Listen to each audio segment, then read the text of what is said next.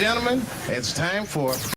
It's the Real Jonathan Smith Show on Indy Sports Ticket, 1430 AM and 99.5 HD2. What's going on? It's the Real Jonathan Smith Show, the Friday before week one of the NFL Colts season, the Indianapolis Colts season. We had our first game of the NFL season last night with the Chiefs taking down the Baltimore Ravens, and what was an incredible game, and I'm going to talk about that game at some point today because I'm assuming that you stayed up to watch it, and if you didn't, then you missed out on an awesome game. But of course, I have to open with the Indianapolis Colts. I'm wrapping up the Final Five Takes Colts edition today, but before we get to that, I have to talk about the Sunday matchup between the Houston Texans and the Indianapolis Colts. I'm so excited for this game. I think that the Texans are overrated. I think the Colts are properly rated. Okay, you know, I almost gave away my record prediction there. Can't do that quite yet. But this Colts and Texans game is going to be decided by something that's going to decide every single Colts game this season. When people look at the Colts and the Texans, there's going to be a lot of focus on Stephon Diggs and CJ Stroud and how amazing the Texans were last year, even though they only went 10-7. And there's going to be so much attention on them and Anthony Richardson, right? Because Anthony Richardson, the idea of him is exciting. Okay, the idea of a 6'4", 240-pound quarterback that runs a 4.4, can throw the ball a mile, that excites people. The potential talent there gets people going, as it should. But that's not what's going to decide this game. If the Colts generate a pass rush, then they will win. I really think it's quite that simple. But if the Texans' offensive line can hold up, then the Colts are going to get absolutely torched and give up 1 million passing yards and lose the game. The success of the Indianapolis Colts this year as a whole is going to be dependent upon the pass rush that they have. That is going to be the story of the year for the Colts. Okay, can they get a pass rush? That way Juju Brents and Jalen Jones don't have to hold up for 3.5 seconds in pass coverage. If they can generate a pass rush, and if Juju Brents and Jalen Jones can play 2.5 seconds of good coverage, then the Colts are going to win a lot of games this year. Okay, that is the question. Can this secondary hold on just long enough for the Colts to generate a pass rush, get CJ Stroud off of his spot, and win the game? I think they're going to. I like the Colts to win this Sunday. I expect for the Colts pass rush to have a big day, because last year when this Indianapolis Colts team played against the Houston Texans, they had success against this Houston Texans offensive line.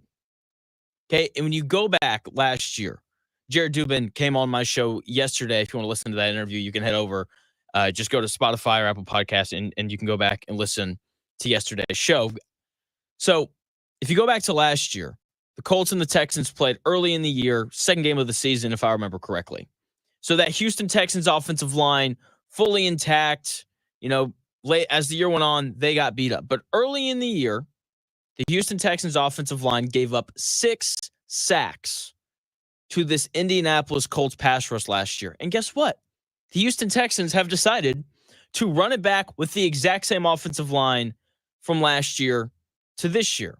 And the Colts have a very similar, I would say a slightly better defensive line from last year to this year. Obviously no Ibukam, but they bring in Leatu Latu, who people have spoken highly of, including the Houston Texans general manager. And they bring in Raekwon Davis to add a little bit more depth there in the middle of the defense. I think that the Colts defensive line makes a major impact on the game on Sunday. That may not come in the form of sacks, but I do believe that there's going to be a lot of pressures and a lot of hurries because this Colts defensive line is good. They tore up this Houston Texans offensive line last year, 8 total sacks in the 2 games that the two teams played against each other. So I like the defensive line matchup for the Colts this week. And as we all know, that defensive line has to play well in order for the Colts to get stops. On the offensive side of the ball for the Indianapolis Colts, there's been a lot of talk these past couple of days, especially on Dan's show. He's had some guys from Houston come on, and they talked a lot about, can the Houston Texans stop the run? Jonathan Taylor has the Houston Texans number, all that jazz. I think Jonathan Taylor will have success, but it's not going to look like what their defense this year. They dipped their toe in free agency, something Chris Ballard's never even thought about doing. And the Houston Texans brought in some new players to help shore up that front seven. Danielle Hunter, the pass rusher who can really get after the quarterback. Azeez Al-Shaair, really good linebacker who's going to start for the Texans. Danico Autry, he's going to kind of flow around. He will have an impact on the run game. So I don't think that Jonathan Taylor is going to have a Week 18-esque performance like he did last year, where he runs for 188 yards on 30 carries, which is a little over a 6-yard per carry average. I don't think we're going to see that from Jonathan Taylor in Week 1. I do think that the Indianapolis Colts will find success on the ground, though. It just won't be quite like last year, because that standard of 6 yards a carry is pretty absurd. It is. Okay, this offensive line, we've been told all offseason, all through training camp, all through the preseason, we have been told how amazing this Indianapolis Colts offensive line is. Right? Year 3, they're all together, camaraderie, yay, all those great things. We got to see it on Sunday, and I think that we will. The Colts should have success on the ground. I just don't think it'll be quite as dominant as it was last year. I don't think it's going to be Jonathan Taylor on 30 carries either. I think it's going to be Jonathan Taylor on 20 to 25 carries and Anthony Richardson on anywhere from 8 to 12 carries. Okay, so I like for the Colts to establish the ground game. I like for the Colts pass rush to have an impact on the defensive side of the ball. But even if both of those things happen, Anthony Richardson has to play well. That's just the way that the NFL works. We all know that. Okay, the Chiefs won last night because I thought that Patrick Mahomes, outplayed Lamar Jackson in the biggest spots of the game. Lamar Jackson, game on the line, had a chance to hit a wide open Zay Flowers in the end zone, sailed it over his head. Okay, that's a throw that Patrick Mahomes would not have missed. Okay, so either way, even if the defensive line for the Colts is great and the Colts are running the football, Anthony Richardson is going to have to make some throws for the Colts to win. I know that he's going to have success on the ground, talking about Anthony Richardson, but the Colts cannot afford to look like the Bears did with Justin Fields as their quarterback. Okay? Richardson has to throw the ball well, and I think that he will. I really do. I think Shane Steichen is going to make things as easy on him as possible to start the game. I think that the later we get into the game, and by easy on him, let me clarify what that means.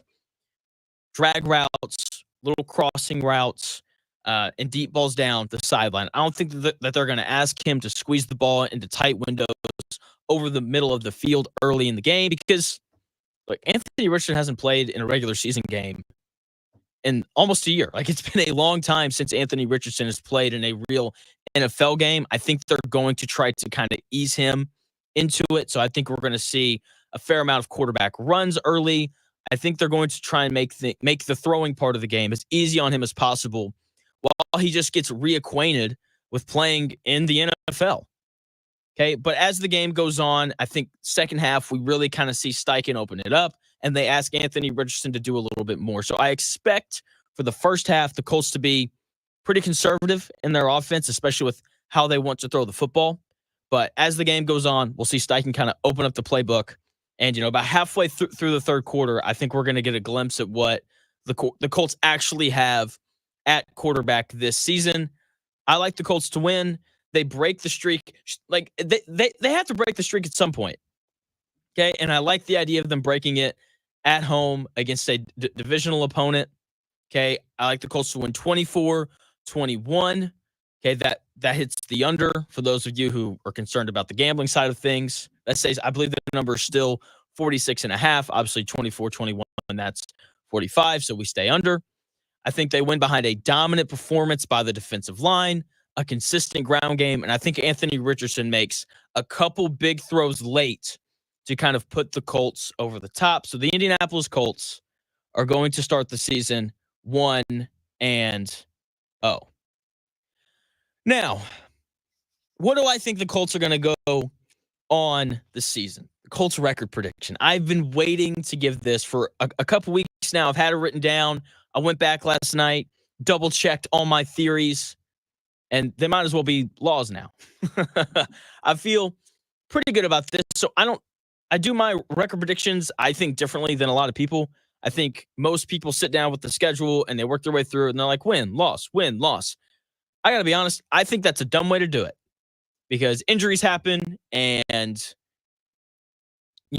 teams, especially pro teams, win games that they shouldn't all the time, and pro teams lose games that they shouldn't all the time. You remember 2 years ago when the Colts were awful and they beat the Kansas City Chiefs? Yeah, do you remember that?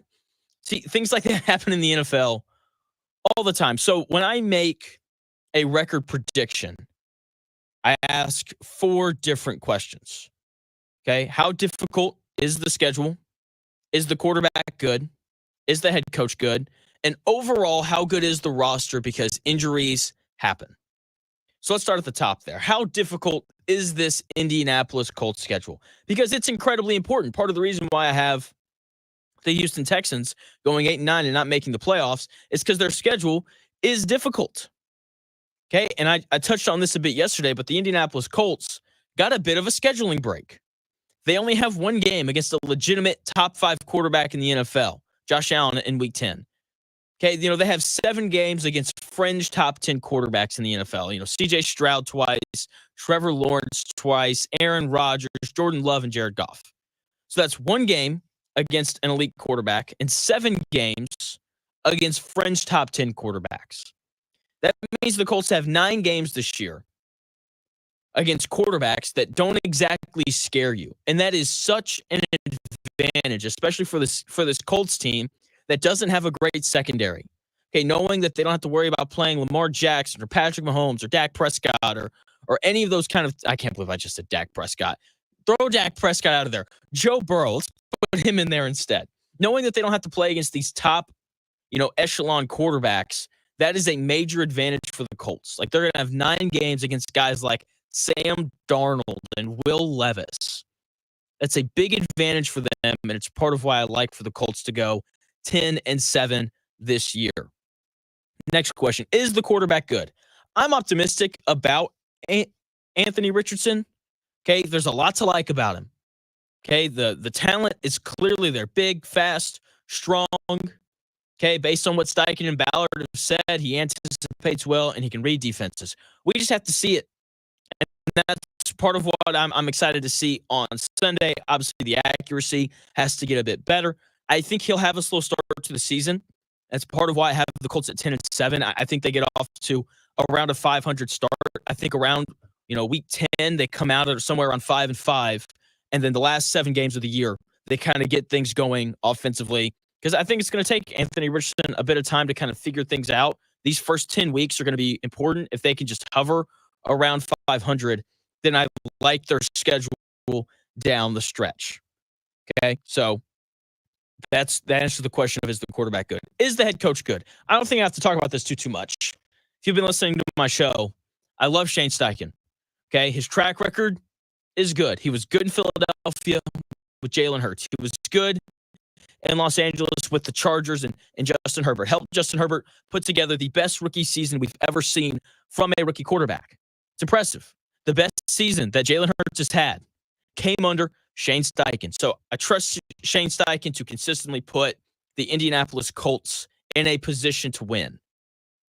Okay? Like, even last year, the best year of Gardner Minshew's career came last year under Shane Steichen. Okay? Shane Steichen is a good coach, and I think that he's going to really kind of help Anthony Richardson along the way. Final question. How good is the roster? Say what you want about the roster. Okay, complain about Michael Pittman Jr., complain about DeForest Buckner and all of these guys. But the Colts were a play away from making the playoffs last year. With the backup quarterback, mind you. Bad rosters don't get within a play of making the playoffs. It does not happen. Do you know what bad rosters do? They go 4-13, not 9-8. The Colts roster is good. It's not great, but it is good enough to make the playoffs. Okay, they've got playmakers at receiver. I like A.D. Mitchell. Seems like everyone in the Colts building likes A.D. Mitchell. The Houston Texans general manager likes A.D., but the Colts should have him for the bulk of the season. Okay, they've got playmakers on the outside. Say what you want about Michael Pittman Jr. I'm not his biggest fan either, but he caught 100 balls last year for over 1,000 yards. Okay, they have playmakers on offense. Jonathan Taylor, one of the better running backs in the NFL. Okay, defensively, look, games are won in the trenches. You have to, as a whole, is good. Okay, solid linebacker play. Julian Blackmon is apparently the best safety in the NFL now, based off of everything that we heard coming out of training camp. The Colts have a good roster. Okay, bad rosters don't go 9-8, and they brought everybody back from last year. Okay, the Colts are going to go 10-7, play second in the division, and make the playoffs team this year. Chris Ballard treads water a little bit longer because this Colts team, they're going to win, and we'll see how it goes from there. So, once again, predictions for this weekend: Indianapolis Colts break. They win at home on Sunday over the Houston Texans, 24-21, and that jumpstarts their season, in which they will go 10-7, play second in the division, and make the playoffs as a wild card. NFL football Sunday, college football tomorrow. Shehan Jeyarajah of CBS Sports, he's going to join me. We're going to talk some college football. There's a couple big games coming up, so I'm talking about that at 10 coming up here in a few minutes. And then 10:40, trust me, it's all NFL, all Colts, the rest of the way. But Shehan Jeyarajah is set to join me here in about 4 minutes.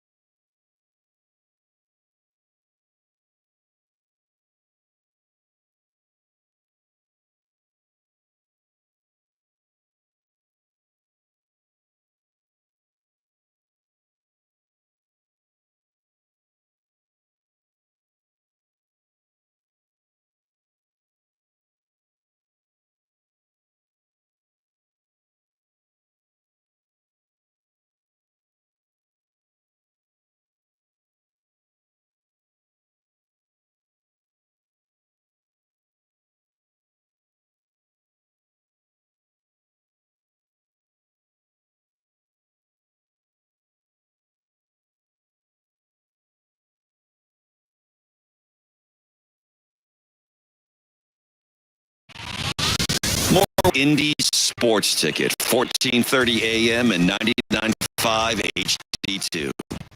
What's going on? It's the Real Jonathan Smith Show here on Indy's Sports Ticket. Thanks for taking the time out of your day. Last night, we've got NFL football tonight. I know people are looking forward to Sunday, but we've got football on Saturday as well. Shehan Jeyarajah out the games on Saturday. Shehan, what's going on, man? Nothing much. Thanks so much for having me. Dude, I love having you on. You're my favorite guy to talk college football with, and let's just cut straight to it. I think the big game that everyone is really looking forward to this Saturday is Texas on the road taking on Michigan. Everyone seems to love Texas to go into the big house and just kind of run over Michigan. Do you kind of fall in line with that opinion as well? Well, I think that we're going to learn a lot about Texas offense in this game. And look, for me, it's a struggle to try to figure out what exactly Michigan's path to victory is, especially with the way that their offense played last week. But I do think that the way that this game goes will actually tell us a lot about Texas. And what I mean by that is, this is the Texas team that lost 2 of their 4 scholarship running backs to injuries before the season. They're a team that historically has struggled in the red zone. They made that a priority in their week 1 game against Colorado State, but this is a much bigger test for them. It's going to be a huge test for the Texas wide receivers to kind of show, hey, are they up for the challenge? Are they going to be able to replicate some of what Xavier Worthy and A.D. Mitchell and Jordan Whittington were last year for them against a good opponent?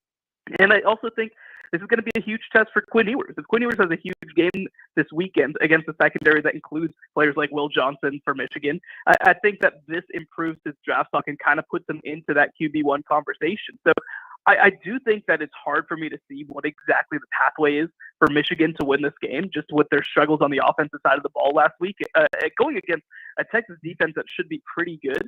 But I do think that the way that this game goes will tell us a lot about Texas. And look, if they do go into Ann Arbor and their offense moves the ball at will and their defense plays well and they win by 2 or 3 touchdowns, which I certainly think is possible, I think that tells us that Texas is a legitimate national championship contender. I watched them last week, and look, it's Colorado State. I'm curious your thoughts on this. When we're watching these Power 4 programs, some not even the best ones in the country like Texas, but like when we're watching them play these small schools that they're paying a bunch of money to come in and beat, what do you kind of look for in those games to figure out who's good and who isn't? It's a good question. So I think that my big thing is it's pretty rare that you're going to actually learn the true quality of a team based on how they play against the lesser opponent. And one example I'll give you is, back several years ago, I used to cover Baylor in the mid-2010s, and they have an offense that when you are talent outmatched, there's just nothing you can do. Like, they're going to drop 70 on you. There's just no pathway. I think that, when you look at Tennessee dropping 70 this past weekend against Chattanooga, that's a big part of it, is that, like, the style of offense that they play just makes defending them almost impossible if you just don't have the horses to keep up. Now, I think what you can learn a little bit is looking at teams in individual situations, right? Because situational football is such a big part of winning a national championship. And what I was looking for specifically with Texas, for example, last weekend was their red zone offense. They had a bottom 10 offense in terms of converting red zone trips into touchdowns last season. That won't obviously fly playing in the SEC. And they actually converted, I believe it was 6 of their 7 red zone trips into touchdowns. That's what I wanted to see from them. The other thing, too, I'll take you to the other side of the country, to Oregon, right? Like, when Oregon's having issues against Idaho's defensive line, and when Oregon's struggling to block and having miscommunications and not able to run the ball, that tells me a little something that I should keep an eye on. Now, I don't think that you can determine against the lesser opponent whether a team is a truly championship caliber team, but I do think that it can expose, hey, this is an aspect of the team. This is an aspect of the game that maybe hasn't come along to the level that it needs to at this point for this to be a competitive team. And now, again, when you talk about week 1, I mean, look, Oregon's going to play Boise State week 2. If they bowl them over with their offensive line, I think we'll feel a whole lot better about that. But I do think that you can keep an eye on some of these situational issues and see how teams handle it versus last season.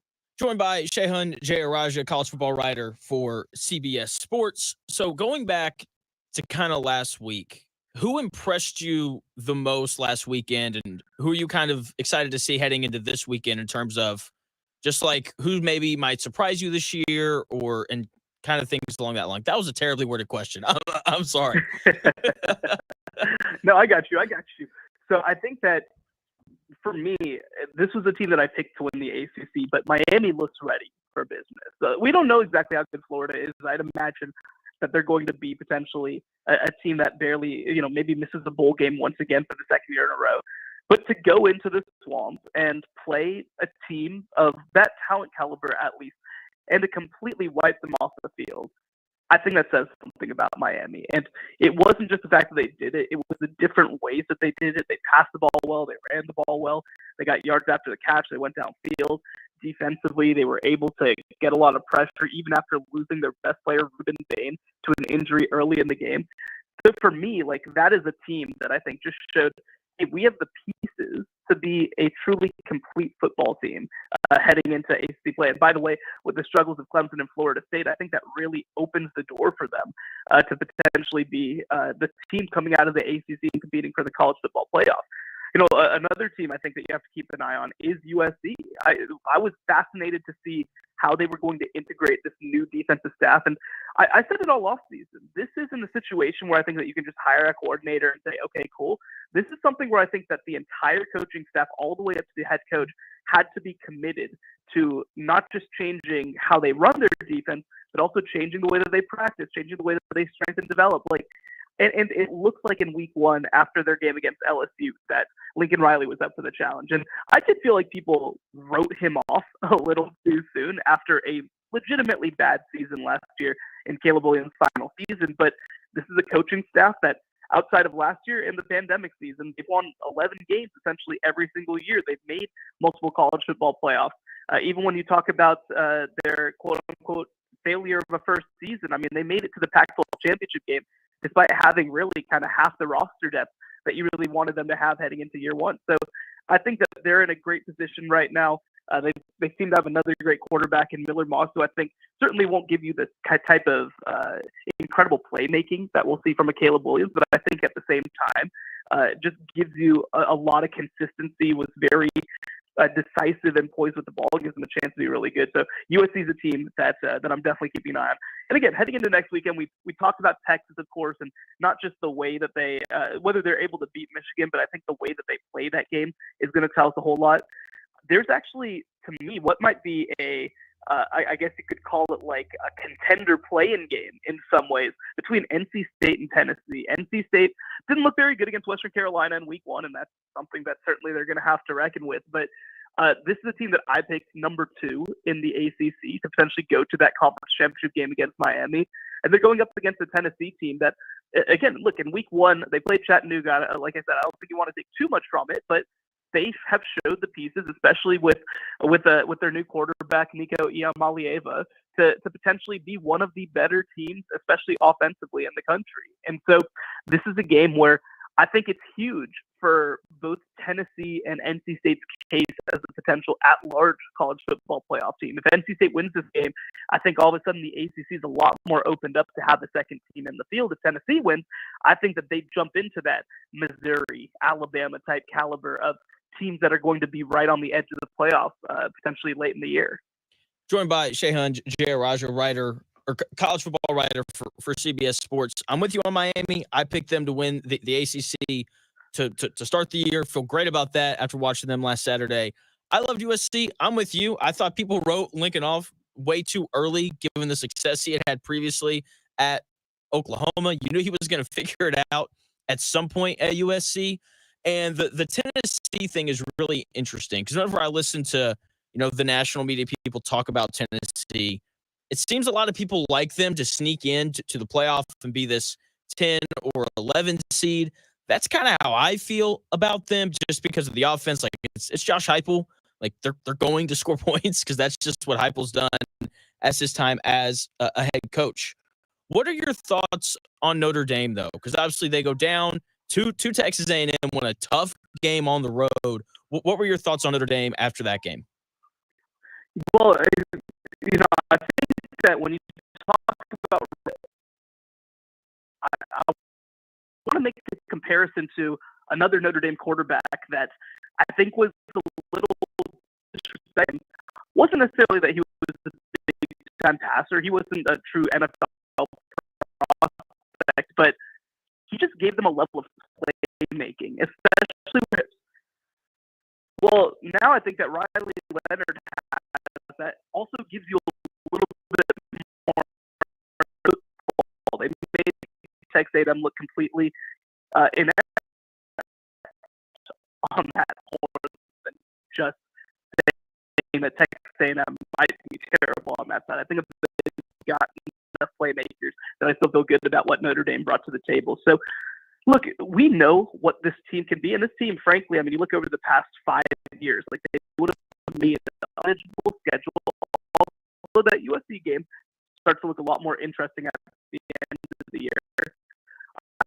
I think that the big question for them is going to be when they play against to make enough plays.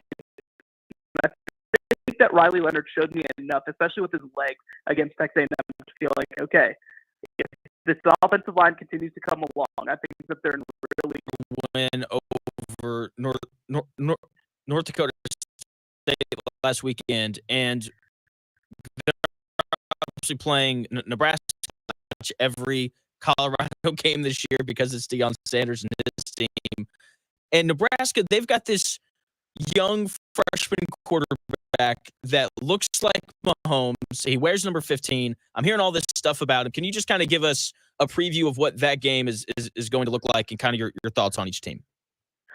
Yeah, so look, I think that for Colorado, I mean, frankly, like they have two of the best players in college football in quarterback Shedeur Sanders and cornerback / wide receiver Travis Hunter. But the rest of the issues on the roster do not look fixed. They were not able to handle themselves on the offensive line, even though North Dakota State actually lost a lot from the past couple of years on the defensive line. This wasn't necessarily one of their better front sevens of the past 2 years. And then I think that defensively, like I was shocked the level to which their defensive line was just unable to move side to side. Cam Miller, the North Dakota State quarterback, was able to pretty much get anything that he wanted with his legs. Now, I think what's going to be interesting heading into this game against Nebraska is that Dylan Raiola is more of a pocket passer. He wants to throw the ball. He's not necessarily somebody who does a whole lot with his legs. At least he hasn't, or he didn't in his one start at Nebraska so far. And the other thing too is that I think that they'll really want to try to protect him and not put him in harm's way. So I think that when you talk about this matchup, it's going to come down to a couple of things. One, how is Colorado, and especially Shedeur Sanders, able to handle that 3-3-5 defense that Nebraska brings to the table with Tony White? It's been one of the best units in the country over the past couple of years, and I think that they showed some of the pieces last week and some playmaking ability that even they didn't have last year. And you even go back to last year's game between Colorado and Nebraska, which was in Boulder. It was actually the only multi-score victory that Deion Sanders had last season. And you have to credit a lot of that to the turnovers that Jeff Sims had in that game for Nebraska. Well, if Dylan Raiola is able to just play a clean game, if he doesn't fumble, if they're able to protect him, which they have a pretty good offensive line, I think that Nebraska might be able to really pull away in this game. And again, going on the road, going to Memorial Stadium, nationally televised game like you mentioned, I think that this is an opportunity for potentially a breakout, sort of a breakout party for Dylan Raiola in this game. Okay, I'm so excited to see him because, like you said, there's potential for a breakout game here. And I've heard a ton about him. I know he's a true freshman. I'm excited to watch him play, joined by Shehan Jeyarajah, college football writer for CBS Sports. Two more questions for you, and I will let you go. Georgia Tech plays Syracuse on Saturday. Does that game intrigue you at all? Syracuse, I know that they had a really good transfer class, from my understanding. Obviously, Georgia Tech blows out Florida State in Ireland to start the year. Is there any interest there in that game? There's a ton of interest for me in that game. Now, I want to caution people. Like, I think that after Florida State's first two games against Georgia Tech and Boston College, there's kind of been a thought like, oh, well, Georgia Tech and Boston College must just be like top 20 teams and must be awesome. I don't want to go that far, right? But yeah. I do think that Georgia Tech is a really fun team. They're really a team that I think gives making, especially when you talk about Haynes King and, of course, Justice Haynes, the running back over there. They call a really good game, especially with their run blocking.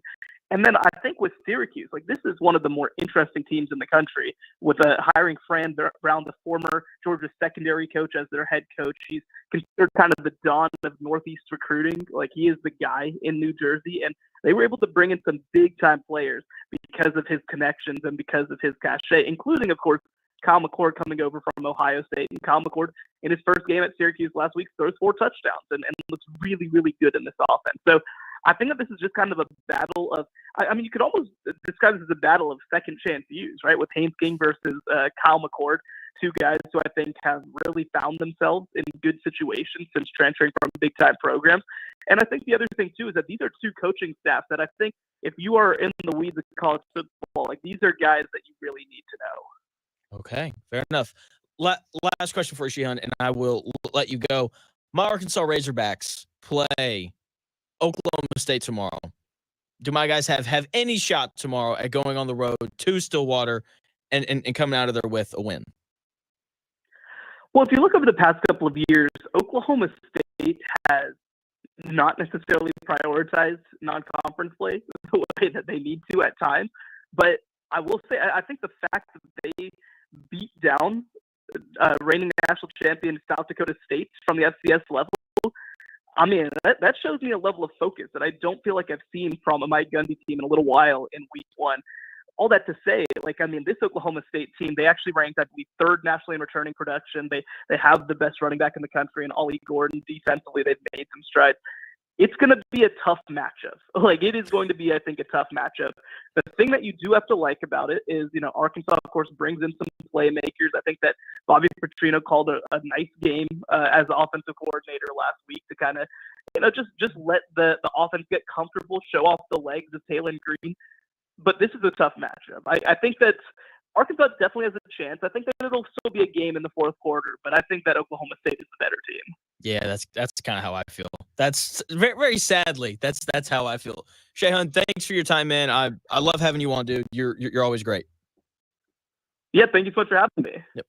Have a good one, man. That is Shehan Jeyarajah, college football writer over at CBSSports.com. Clearly knows his stuff. Just knows everything about college football. It's pretty incredible, just his depth of knowledge. When we come back here in 4 minutes, though, no more college football talk.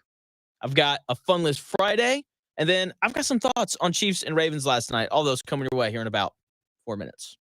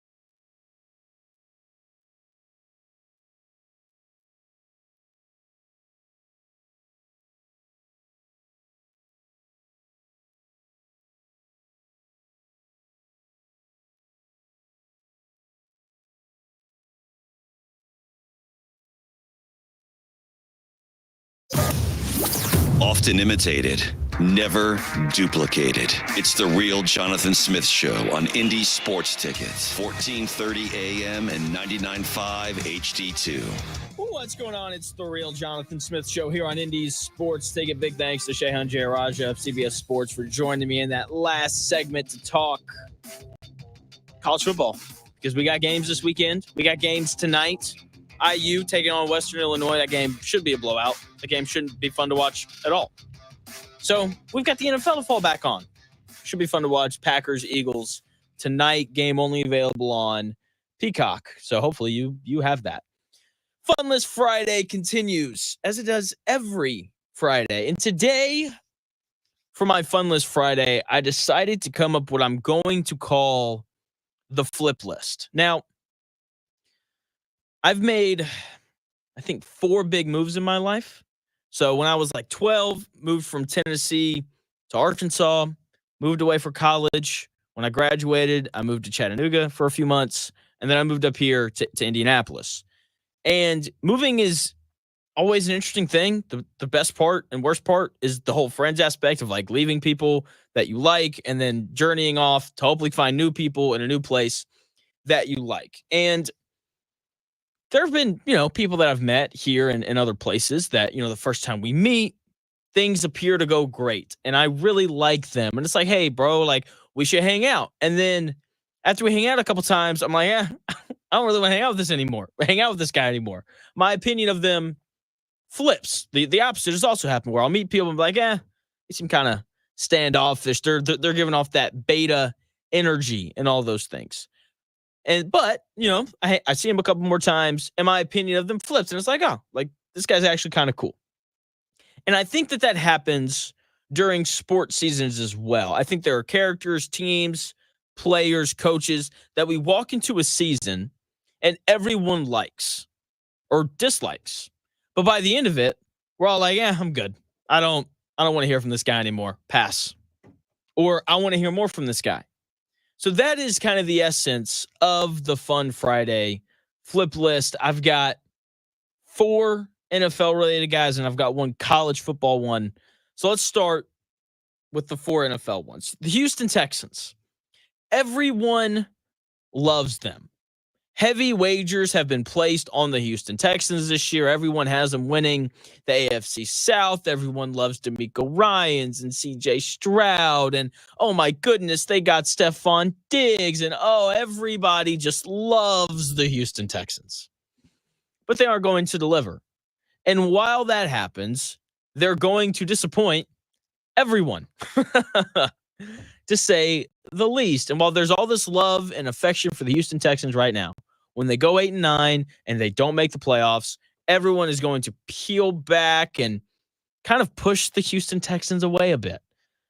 Next on the Fun Friday flip list, Mike McDaniel. Everyone loves Mike McDaniel. Oh, he's so quirky and his, press conferences are weird and he's a nice guy and he, wears the sweatsuits and he looks like a cocaine dealer and all those things. People love him after 2 years in Miami. But at some point, you have to win games. And specifically, you have to win playoff games. You have to win in January when it's cold outside and you got to figure out how to run the football. Okay, everyone has loved Mike McDaniel these last 2 years, but I do think that this is the year that people start to turn on him, right? His quirkiness becomes annoying. And his lack of winning becomes even more so annoying. Next on the Fun Friday flip list, Patrick Mahomes and the Chiefs. I still think that there's a pretty positive feeling around Mahomes and this Chiefs team. And what happens usually is that when teams and players consistently win, they grow to be hated. Like it's part of why people don't like LeBron James. It's because he's beaten your favorite team repeatedly. It's part of why people didn't like the Patriots and Tom Brady, because they just repeatedly beat your favorite team. And I think that flip finally kind of happens for Mahomes in the Chiefs this year. I think people get tired of the Chiefs beating their favorite team. I know Ravens fans are already tired of it. I think they're getting tired of Patrick Mahomes winning all the time. I think people are tired of the Travis Kelce, Taylor Swift stuff. So Mahomes, Chiefs, Andy Reid, everyone that is associated with that organization, people are going to get tired of. Next, Tom Brady. Everyone I've talked to seems to be excited for him calling games. I don't think that people are going to like him by the end of the year. Right? He's Tom Brady. He's won all these Super Bowls. He's wildly popular right now. Okay, people just love him, and I think people are looking forward to hearing him call games. I don't think people are going to like him, though. I think he's going to sit in the box and complain about how bad everything is. Oh, he didn't make like I don't mind it. I think it's good, actually, when broadcasters are critical. I just think Tom Brady's going to be overly critical. Ever since he's retired, I've never heard him say a single positive thing about anything about the current NFL. Haven't heard him say one thing that's good.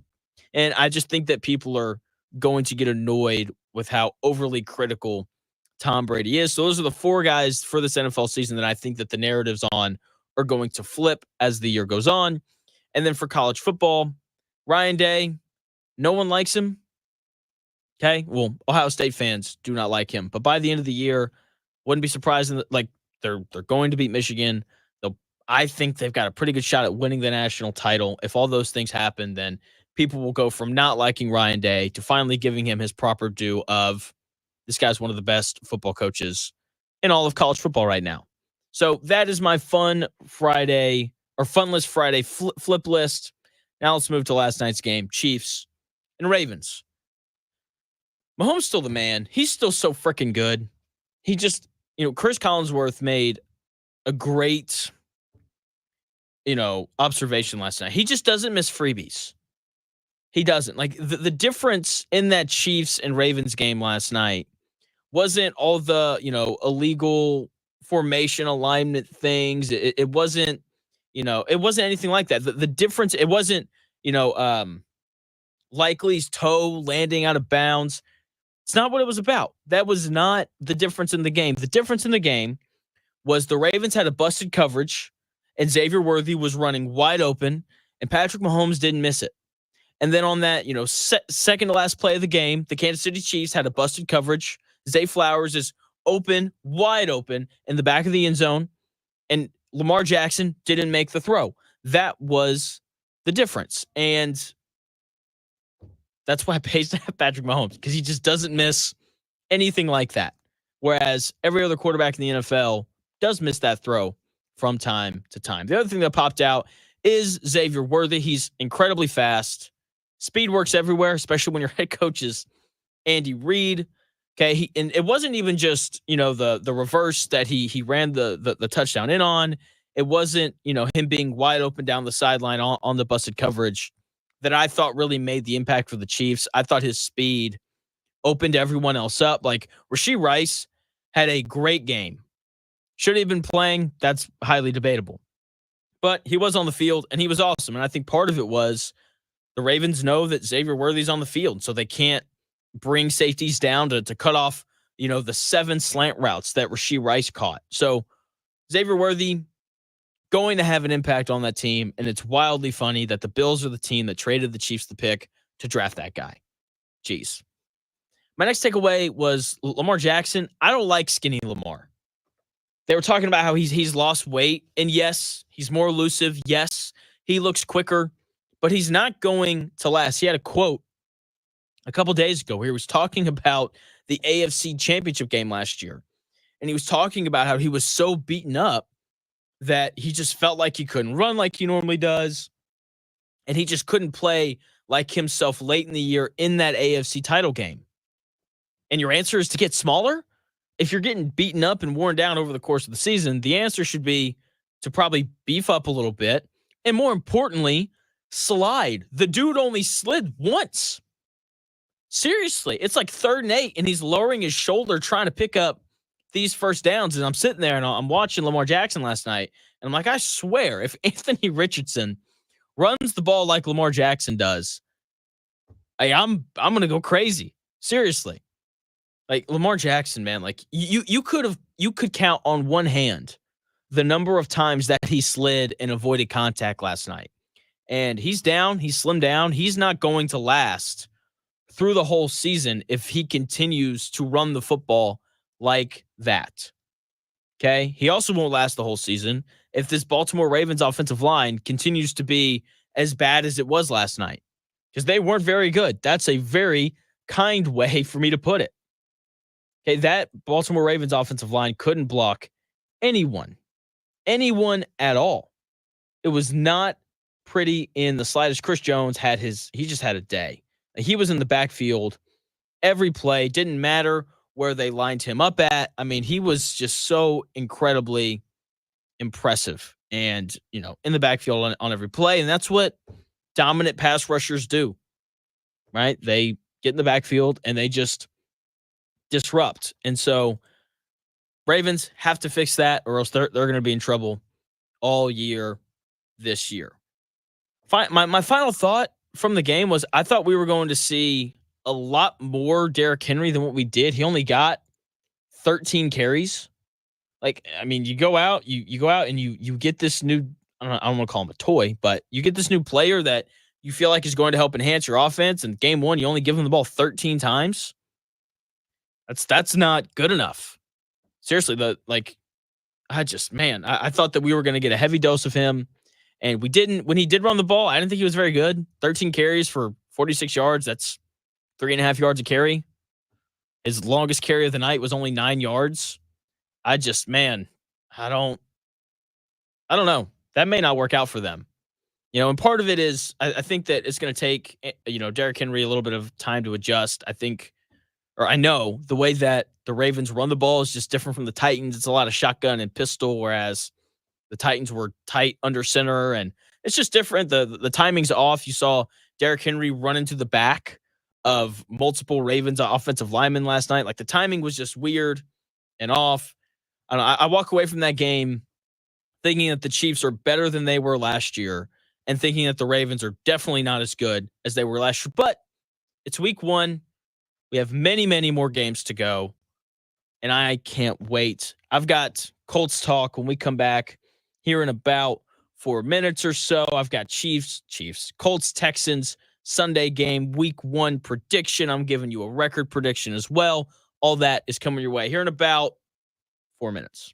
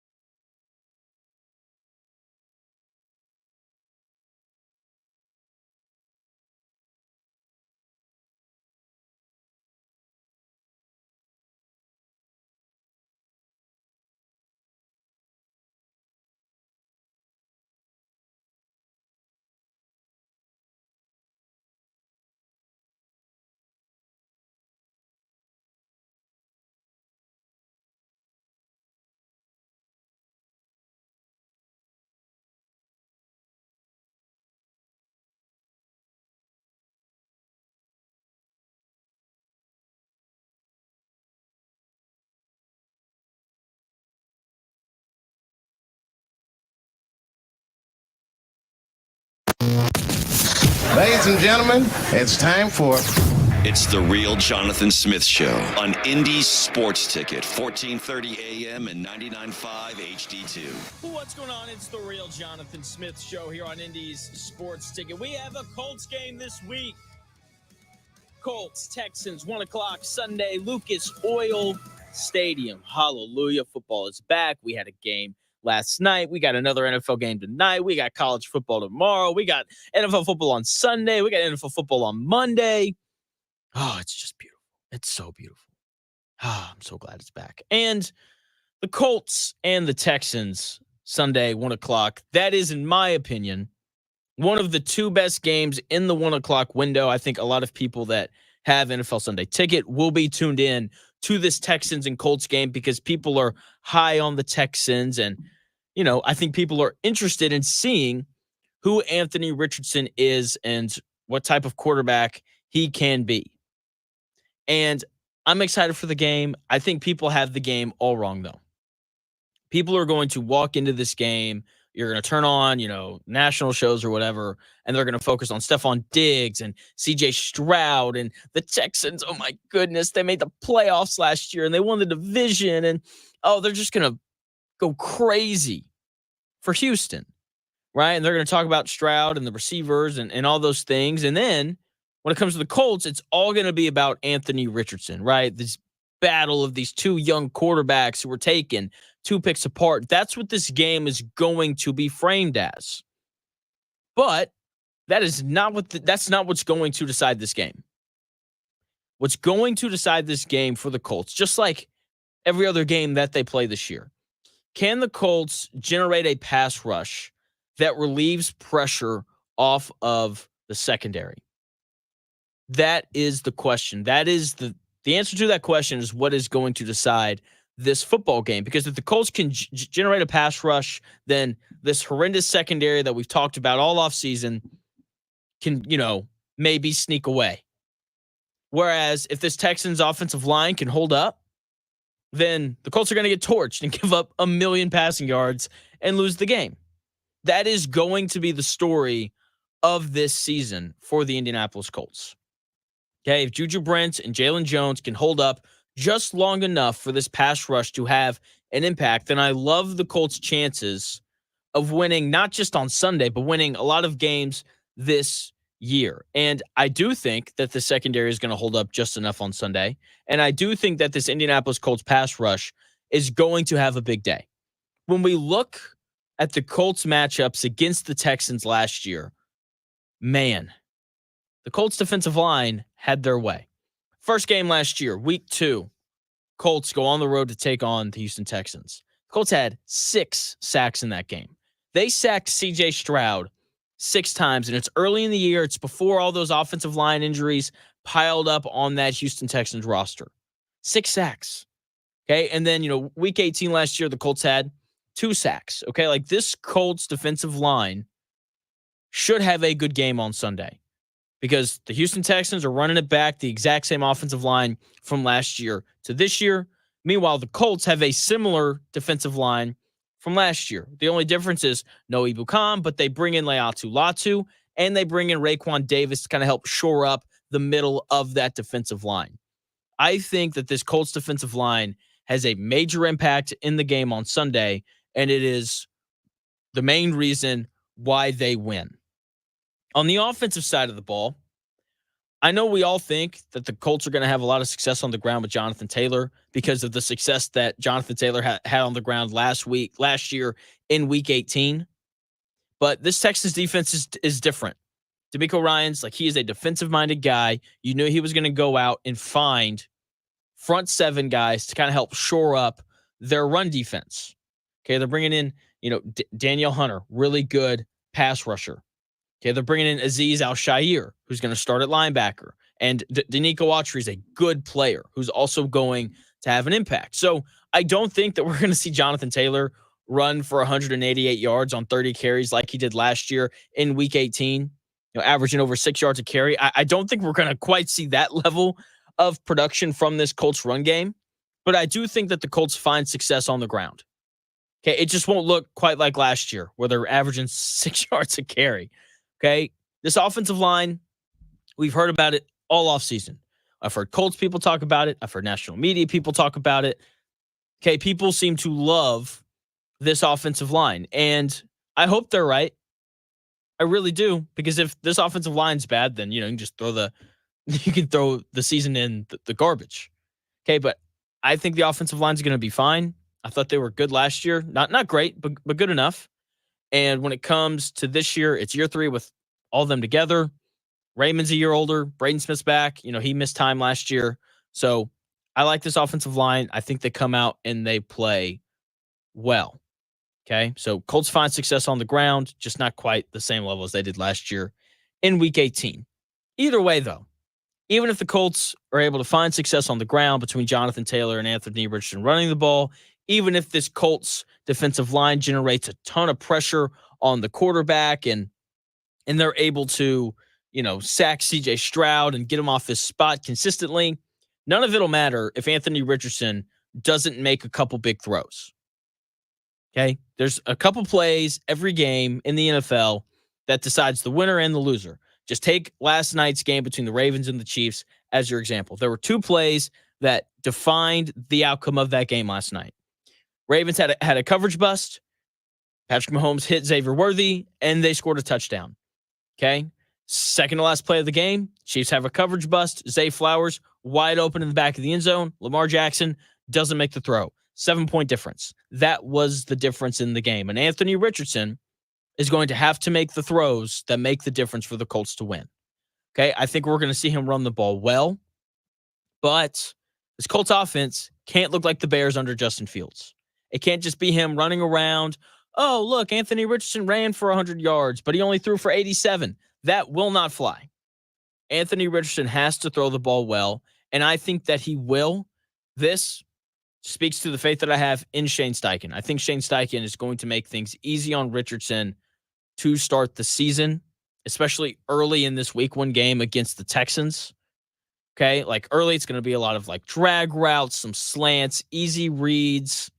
That's what we're going to see from the passing game. And I think as we get deeper into the game, late second quarter, third quarter, second half, I think we'll see Steichen really open up the playbook. And we'll kind of start to see a glimpse of what the Colts are working with at quarterback this year. But either way, Anthony Richardson has to make a couple throws. I think he will. I like the Colts to win 24-21 behind a dominant performance by the defensive line, a consistent ground game, and a couple big throws from Anthony Richardson. I'm excited. I really am. I can't wait to see what Anthony Richardson in this offense looks like.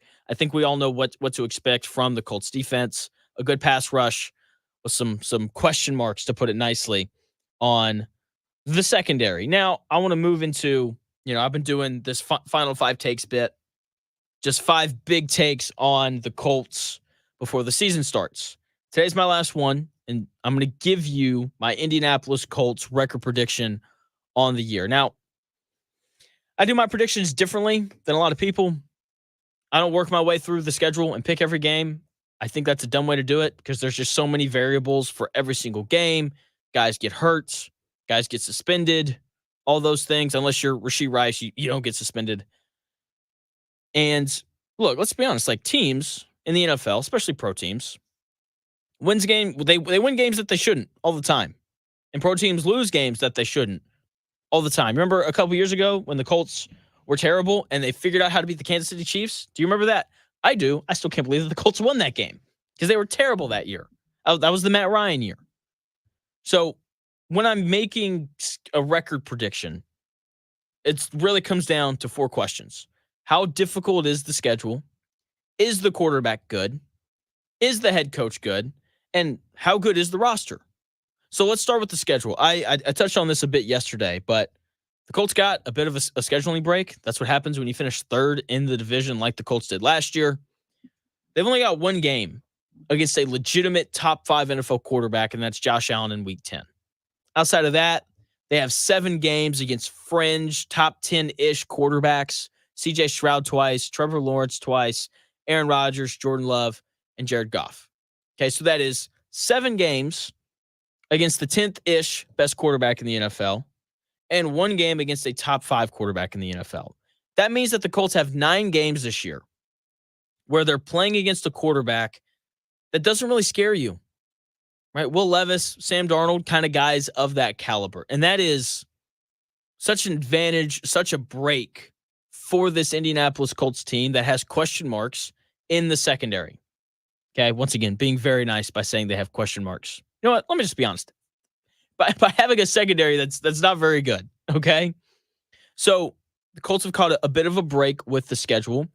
And now you have to move to the question of, is the quarterback good? I am optimistic about Anthony Richardson. Okay? There are people out there who think he's terrible. There are people out there who think that he's awesome. If you've listened to my show, then you know I sit firmly in the boat of we do not know yet. There's a lot to like about Anthony Richardson. Big, strong, fast, can throw the ball a country mile. Okay? And based off of what Steichen and Ballard have said, to be fair, they're not going to say anything bad about Anthony Richardson, but they've said that he can read defenses and he throws the ball with anticipation and all those things that NFL quarterbacks have to do. You and I, we just have to see it. And the accuracy has to develop. I think he's going to have a slow start to the year. Okay, just because he hasn't played a ton of football, right? 6 starts in high school, 13 in college, and then 4 last year. Okay, like the guy's barely played quarterback at any level. Okay, so he's going to have a slow start to the season just because he hasn't played a lot. Around week 10, though, that is where I think we'll kind of see things start to come together for Anthony Richardson, and we'll see what this offense really kind of starts to look like. The big question I have for the Colts is, can they hover around 500? Can they start 5-5? Can they start 6-4? If they do that, then I love their chances at making the playoffs. So these first 10 weeks where Anthony Richardson is still just trying to get comfortable in the ebbs and flows of the offense, they're going to be important, and I'm excited to see kind of what he looks like, and it gives us an opportunity to see how good of a coach Shane Steichen is. I love Shane Steichen. I will sit in here and I will vouch for him. I thought what he did with the Chargers, with Justin Herbert in his first year, was spectacular. Justin Herbert put together the best statistical season from a rookie quarterback ever under Shane Steichen. Then he ends up in Philly, where he's the offensive coordinator, and Jalen Hurts puts together the best year of his career when he was playing for Shane Steichen. And then Shane Steichen gets hired here in Indianapolis as the head football coach, and Gardner Minshew has the best year of his career under Shane Steichen. Okay, say what you want about Shane Steichen and how the Colts didn't make the playoffs last year, but he took Gardner Minshew, who's a backup. That's what he is. I don't care if he's a starter for the Raiders. He'd be a backup on every other team in the NFL. He's a backup caliber quarterback, and Shane Steichen got the Colts to within a play of making the playoffs last year with Gardner Minshew as his starting quarterback. Okay, so yes, Shane Steichen checks the box of, do the Colts have a good head coach? And then the final question, of course, is, how good is the roster? Okay, the schedule, I think, lines up well for the Colts. I'm optimistic about Anthony Richardson. I do think that he's going to develop into a solid option. And the box is checked for, do the Colts have a good head coach? Yes. So the final question is, what about the rest of the roster? Say what you want about it, but this is basically the exact same roster as last year. And the Colts were a play away from making the playoffs last year. Bad rosters do not get to within a play of making the playoffs. Bad rosters, like the New York Giants, go 4-13, not 9-8. Okay, and the Colts didn't have an outlier year in terms of turnover margin last year either. They were like +2 on the season. That's incredibly average. Okay, the Colts have a legitimately good roster. It's not great. But it is good enough to make the playoffs. You say, well, Jonathan, how do you know that? Because they almost made the playoffs last year. Okay, if Gardner Minshew makes a throw, then they're in, and people are talking about the Colts, how they're talking about the Houston Texans right now. Okay, they're a completed swing pass away from making the playoffs. Okay, so is this Colts roster great? No, it's not. But is it good? Yes. They have weapons at receiver. You can say whatever you want about Michael Pittman Jr. look, I'm not his biggest fan, but he caught 100 balls for 1,000 yards last year. Josh Downs should be better in year 2. A.D. Mitchell brings a lot of speed to the offense. They have weapons at receiver. We will hopefully get a full year of Jonathan Taylor, which we didn't get last year. If Jonathan Taylor doesn't miss, the first chunk of the season, negotiating a new contract and holding out and doing all that crap, then you can make an argument that the Colts might have made the playoffs last year. If he just doesn't miss, how many games he missed? He missed half the season last year. If Jonathan Taylor doesn't miss half the season last year, then the Colts potentially make the playoffs last year. He's hopefully not going to miss that much time this year. So they have weapons on offense between Jonathan Taylor and these receivers. Defensively, they're going to get after the quarterback. And if you want to win games in the NFL, you have to protect your quarterback, and you have to get after the opposition's quarterback. And the Colts are going to get after the opposition's quarterback this season. Okay. Are there questions in the secondary? Yes. Is the secondary roster-wise, talent-wise, does it look bad? Yes, it does. But once again, it's basically the exact same as last year. And the Colts were one play away from making the playoffs. This roster is good. It's not great, but it is good enough to make the playoffs. So here's my official prediction, record-wise, for the Indianapolis Colts this season. Colts are going to go 10-7. They're going to play second in the division, and they will make the playoffs as a wild card. That is what's going to happen. Chris Ballard is going to keep his job. People are going to continue to rant and rave about Shane Steichen, and people are going to walk away from the season, look at Anthony Richardson and be like, hey, he got better as the year went on. That is the feeling. That's what the feeling is going to be around the Indianapolis Colts at the end of the season, and there will be excitement in the city because the Colts will be playing playoff football this season. So once again, Colts break the streak of not winning in week 1. They beat the Houston Texans 24-21, and that jumpstarts them on a season of which they will finish 10-7 and make the playoffs, finish second in the AFC South. There you go. When we come back, here in about 4 minutes or so, Chiefs played the Ravens last night. We got Packers, Eagles tonight. I'm going to talk about some of the games coming up this weekend. Maybe throw in a little bit of some gambling stuff as well. That's coming your way here in about 4 minutes.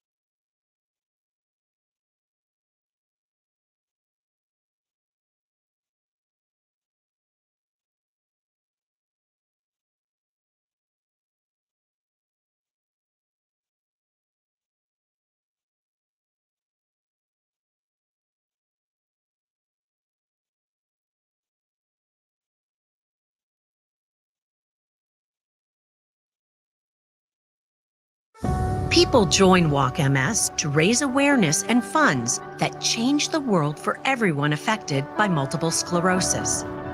MS attacks the brain and spinal cord. It's the most common neurological disease leading to disability in young adults. Walk MS brings communities together, create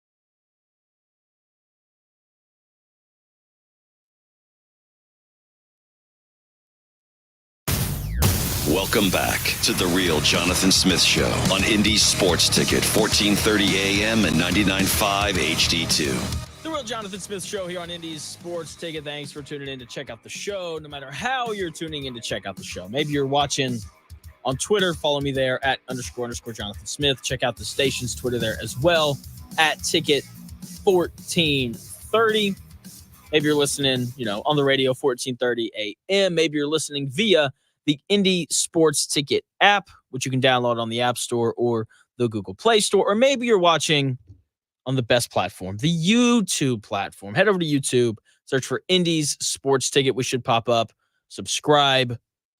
And let's have a blast this NFL football season. We get off to a fantastic start last night with these NFL games. Chiefs, Ravens.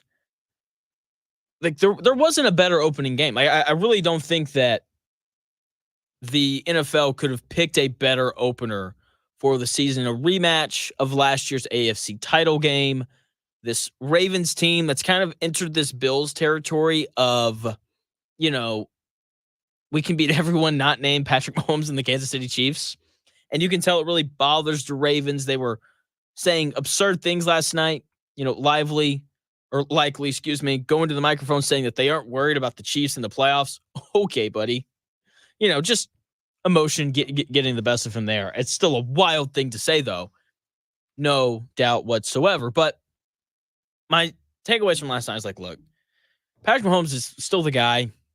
I mean, he doesn't miss throws. Whenever the Chiefs needed a play, Patrick Mahomes was able to deliver. He was 20 of 28, 291 yards, a touchdown. The interception he threw, not great, but at the same time, he got hit when he threw it, and he left a little short. That's just kind of how it goes sometimes. They ran the ball not super well. Isaiah Pacheco, 15 carries for only 45 yards. So got to figure that part of it out, but they're going to be fine because they have Patrick Mahomes, and this wide receiving group is just so much better.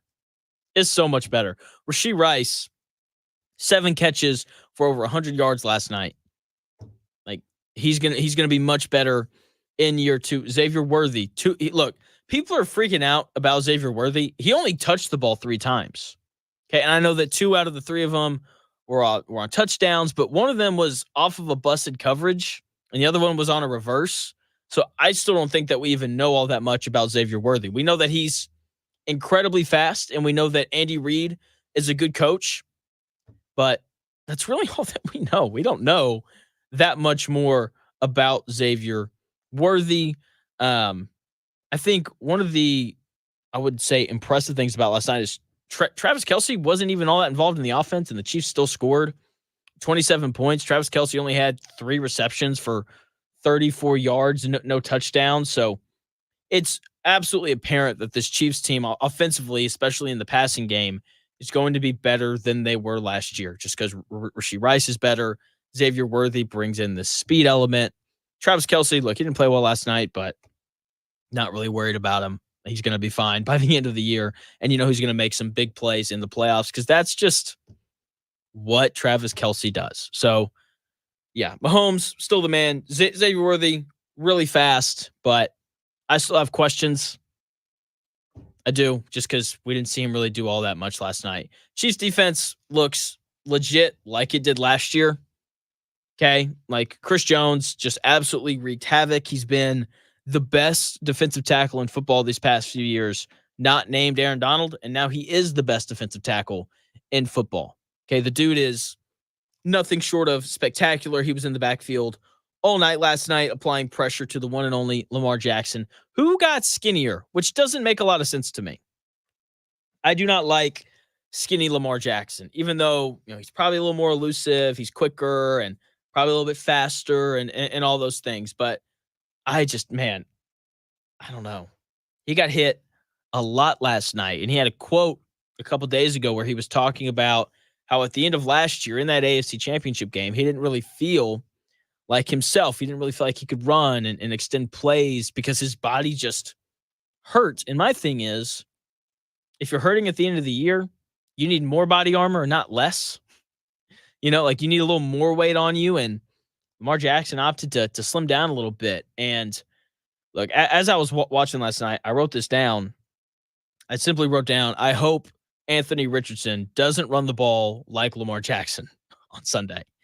Because Lamar Jackson avoided nobody, ran straight into these head-on collisions, was just pretty reckless with his body. And my thing is like, look, dude, like it's week 1. Like you've got 16 more games after this that you have to go out and win. And I'm sitting here and I'm watching him play, man. And if Anthony Richardson runs like Lamar did on Sunday, we're not going to see very much of Anthony Richardson this year. And I honestly don't think we're going to see much of Lamar this year if he continues to run that way. Like you can count on one hand the number of times he slid or got out of bounds to avoid hits. Like he took on every single hit, and he's not a big guy. So I'm interested to see if he kind of changes his approach in that regard. I don't think that he will, but he definitely could. I felt like he was coming out. He made a statement last night in terms of how he wanted to kind of throw his body around. But for me, I don't know, man. Nervous isn't the right word, but he made me a little nervous last night. Like I thought that he was going to wind up hurt at some point, but thankfully he didn't. And, he had a chance to win the game late, and he missed a throw to Zay Flowers. That's really what, that is why the Ravens lost. Lamar Jackson missed an easy throw to Zay Flowers. To be fair to him, though, like he was under pressure. It's a throw I expect him to make, but I don't know. That throw is much, much tougher when you're on the move, and he was on the move all the time last night, just consistently. Like that Ravens offensive line couldn't block anyone. Couldn't block Chris Jones, couldn't block anyone whatsoever. And that offensive line for the Ravens is going to have to get better. Like, it looks like it's going to be a legitimate issue, especially playing in that division when you're going to play the Browns, who have Myles Garrett, and you're going to play the Steelers, who have TJ Watt, and you're going to play the Bengals, who have Trey Hendrickson, like that all have dudes that can really get after the quarterback. If the Ravens don't fix their offensive line, they're going to be in trouble this year. And Lamar Jackson isn't going to get to play very much because he's not sliding. And if he's also taking hits in the pocket on top of that, it spells disaster for this Ravens team going forward. Finally, I thought we'd see more from Derrick Henry than what we did. I thought that we'd really see I just thought that he'd be used more. He only got 13 carries. He only averaged 3.5 yards a carry. He was getting hit like at the line of scrimmage, and that's not going to work, right? Because, the whole idea with Derrick Henry is, you got to get his momentum going, and then he's hard to tackle. Okay. Even though that applies for everybody. Derrick Henry's just bigger than everyone else. So we didn't see a ton of him. Like only 13 carries. That's just not enough, in my opinion. When you have Derrick Henry on your team, like he's a bell cow. Like you can hand him the ball 20 to 25 times. And my thing is, if I'm the Ravens, I want Derrick Henry taking those hits that Lamar Jackson took last night. Like, I would ride him more than what they did. Then again, when you're only averaging 3.5 yards a carry, it's kind of tough to just continue to run the football, right? Especially when you're down late in the game. So I was surprised at how little of Derrick Henry we saw, and I was surprised at how many hits Lamar Jackson just willingly took. Finally, though, I mean, people are going to talk about this game, and they're going to talk about the likely ball in the back of the end zone where he lands with his foot on the line. But at the end of the day, Lamar Jackson has to make that throw on that play prior. Okay, so see how it goes. Chiefs grab another win because of course they did. And our bet hit Chiefs -3. Called it on Dan's show yesterday. That was Dan's lock of the day, which now means that I need for my lock of the day to hit. Gave it out yesterday. I'm actually going to repeat it here in the next segment. So I'm going to hold on to it. My lock of the weekend coming your way in like 7 minutes or so. But yeah, football going on. It's great. I'm loving it. I know that you're loving it as well. We've got another game going on tonight. Eagles, Packers. Game is on Peacock. The game is in Brazil, which is wild. I am so intrigued to see how this goes. Because Brazilians, they can be a little nuts, right? We know that they love their soccer, and how they respond to American football, I think is going to be pretty fascinating. I'm excited to watch the Eagles tonight. New offensive coordinator, new defensive coordinator. Sirianni and Jalen Hurts apparently don't really like each other, and all those things. I'm so intrigued to see how they look. I think that the Packers are the Houston Texans of the NFC, where everyone just loves them because Jordan Love played a great 9 games or great 8 games to close out the year, and they won a playoff game on the road against the Cowboys, even though Dak Prescott threw a bunch of interceptions, right? Like the Green Bay Packers and the Houston Texans are the exact same. They're just in different conferences. So I'm intrigued to see how they look. I'm intrigued to see how Jordan Love looks. If he looks like the guy that, that played the back half of last year, then the Packers will look good. But if he looks like the guy that, in the first 8 games of the year, then I like Philly by a lot. Should be interesting. Can't wait to watch that game. That game, I believe, starts at 8:30 tonight. That might be different. Let me check that here really quick before I go to break. But obviously, we all have Sunday circled on our calendars. Houston Texans, Indianapolis Colts, first game of the season. I'm doing this segment every Friday to close the show. I'm doing Unwatchable, Watchable, and Must Watch. Green Bay Packers, Philadelphia Eagles tonight at 8:15 on Peacock. So I'm going to do this segment every Friday. Unwatchables, Watchables, and must watch games, just to kind of run through the schedule for the weekend. And I'm also going to give you my best bets of the weekend, just 3 picks that I like. All that is coming your way here in about 4 minutes.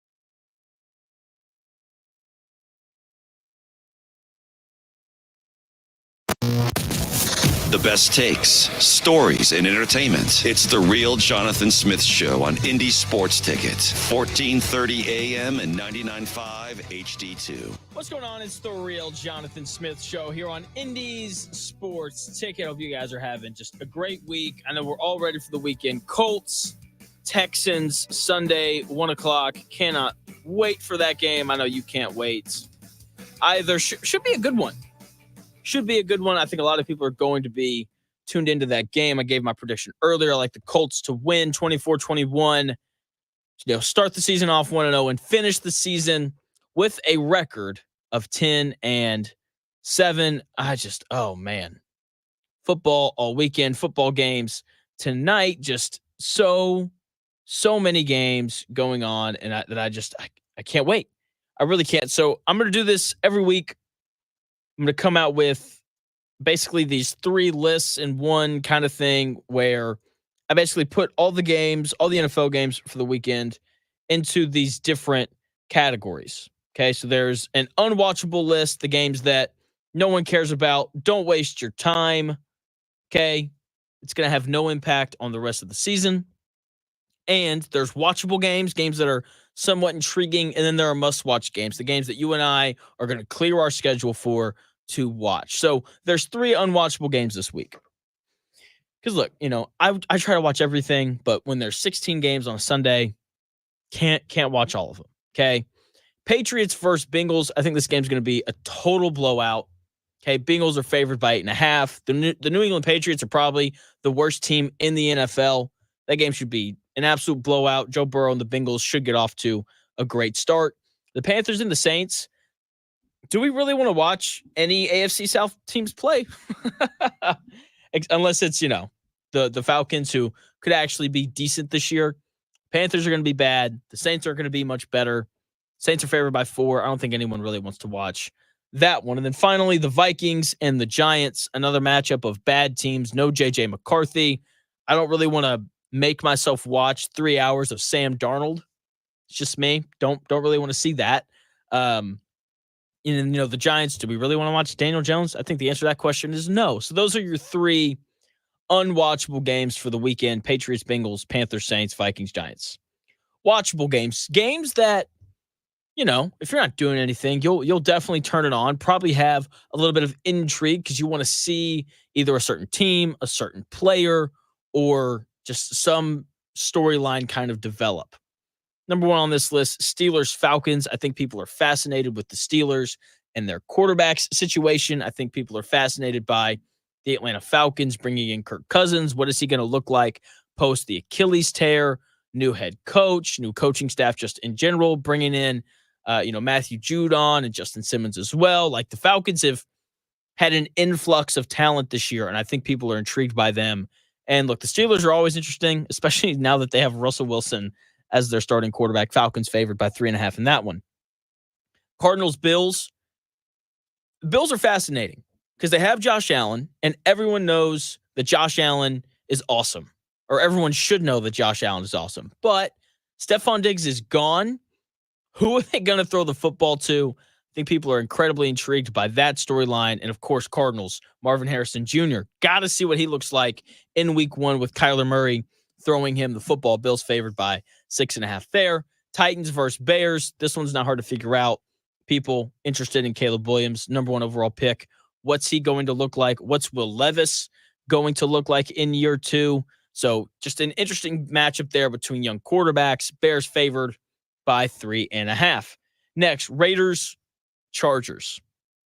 The Chargers are a 3-point favorite in this one. I think people are interested in Jim Harbaugh. I think that's the only interesting thing about this game. Okay, we all know that Justin Herbert's a good quarterback.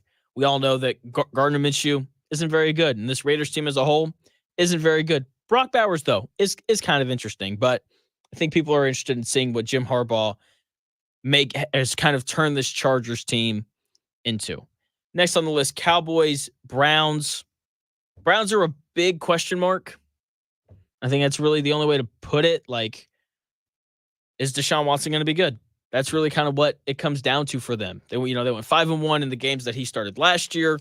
Maybe that'll continue. Maybe it won't. No Nick Chubb. That'll have an impact on things. So that Browns-Cowboys game should be relatively interesting. CeeDee Lamb's going to play. Dak Prescott's going to play. So, the Cowboys are still the Cowboys, a few stars and a bunch of scrubs. That's who the Cowboys are. The next interesting game, watchable game. Commanders, Buccaneers. I think people want to see Jaden Daniels, and that's really the only interesting thing about that. And then we've got the must-watch games, the games that everyone needs to tune into, the games that we're going to clear our schedules for and sit down and watch. Packers-Eagles in Brazil tonight. Eagles 2-point favorites there. Like I said earlier, the Packers are the Houston Texans of the NFC. Came on strong late, snuck into the playoffs, won a playoff game in which their opposition played horrifically in. And now everyone's like, oh, watch out. Here come the Packers. They're going to play in the Super Bowl. And people have said the same thing about the Texans. I like the Packers more than I like the Texans just because I like Matt LaFleur. I think he's a good head coach. But I don't know. I don't really know what to make of this Packers team. I like their roster. I like their offensive line. But Jordan Love, I want to see more before I hop on this Jordan Love bandwagon of, him just continuing this insane tradition of the Packers drafting incredible quarterbacks and making them sit for 3 years. Okay. I want to see more. And so I think people want to see the Packers. I think people are interested in the Eagles. The Nick Sirianni and the Jalen Hurts relationship that, was kind of brought to the center stage in the offseason. They apparently didn't like each other last year. New coordinators as well. The Eagles, I think people find pretty interesting. And they also brought in Saquon Barkley. So maybe they'll run the ball a little bit better than what they did last year. I also think that the Texans and the Colts is a must-watch game. I think people are going to find this game fascinating. It's also the best game in the 1 o'clock window. When you look at the games that are slated for 1 o'clock on Sunday, there's not very many good ones. There's just not. And Texans and Colts, I do think headlines that Texans favored by 2.5 points. Look, I said it earlier. I like the Colts 24-21. Defensive line had a lot of success against this Texans offensive line last year. 8 sacks in 2 games. That's 4 per game. They had 6 sacks in their first meeting last year. I think that the Colts really get after the Texans and CJ Stroud, and that's ultimately why they win the game. I think Anthony Richardson is fine. I think that he just minimizes mistakes. I think we're going to see a lot of that from him to start the year, a lot of just conservative quarterback play, just trying to get him reacquainted to playing, NFL level football. And I think that this Colts offensive line pushes the Houston Texans around, and it leads to, some success in the ground game as well. So Colts beat the Texans 24-21 behind, a couple big throws from Richardson, a dominant defensive line, and a consistent run game. Next game on the list for our much-watched games of the week, the Jaguars and the Dolphins. I think people like watching Miami play. Explosive, fun offense. This is the second best game in the 1 o'clock window. I'm fascinated by the Jaguars. I think they're going to be the best team in the AFC South this year, go 11-6 and win the division. So that game should be fun, should be interesting as well. Rams play the Lions on Sunday Night Football. Rematch of last year's awesome playoff game. People love the Lions. I love the Lions this year. I think they'll be the 1 seed in the NFC. Lions favored by 4.5 in that one. Sean McVay, Stafford, Kupp, Puka Nacua. What does the Rams defense look like without Aaron Donald? A lot of questions are going to be answered in that Sunday night game. I can't wait for it. Next, Jets 49ers. It's the return of Aaron Rodgers. Monday Night Football. Let's go. That game's going to be intriguing, just to say the least. And now let's move to best bets. These are my 3 favorite picks of the weekend. Okay, my 3 favorite NFL bets. I can't wait for these 3 games. The Falcons play the Steelers. I gave this pick out yesterday on Dan's show when we did our lock of the day presented by Bet365. Falcons are 3.5 point favorites. I like them to win and cover. The Steelers, when you don't know who your quarterback is, when there is not an overwhelming commitment to one guy, that just spells issues. I've never seen a team walk into a season trying to figure out who their starting quarterback is going to be. I've never seen that team wind up being good. Never seen it. Never seen it happen. And I don't think we're going to see it from the Steelers this year. I know their defense is awesome. I do. TJ Watt is a beast. Okay, they have a good secondary. They're bringing in Patrick Queen to play linebacker. Like, they are the Steelers through and through. They're going to run the ball, and they're going to play good defense. But if you don't have a good quarterback, you're not beating anybody. So Falcons -3.5. They have the better quarterback. Raheem Morris is a good coach. I think that Falcons defense is going to be much improved, and they're going to run the Sean McVay offense, which everyone seems to find success in. So Falcons win and cover that 3.5 point spread against the Pittsburgh Steelers. Next, Patriots, Bengals. Bengals -8.5. That is the play here. The New England Patriots, no bun, are terrible. They're awful. Okay, they are the worst roster in the NFL. Their offensive line is so bad that they are not going to play Drake May this year. They're like, nope, we want to keep him healthy. Jacoby Brissett, go be a punching bag for 18 weeks. That is what we are going to see from this Patriots team this year. Okay, they can't block anybody. You know, Christian Barmore, their best defensive lineman, he's out with blood clots. Matthew Judon got traded away. I mean, they have stripped this thing down to the studs. They are going to be awful. Meanwhile, the Bengals have hopes of winning a Super Bowl. They have hopes of winning the AFC North. Bengals at home, roll the Patriots. I like the Bengals -8.5. Last game here, Broncos Seahawks. I looked at this game and I went away from it and I came back to it. So I am a big believer in Broncos over 5.5 wins on the season. And I think they win week 1 on the road in Seattle. And that's part of why I didn't like the bet at first. But then I started to think about it. Mike McDonald, head coach of the Seattle Seahawks, first game as an NFL head coach. There's going to be some jitters there. I'm not a believer in Geno Smith.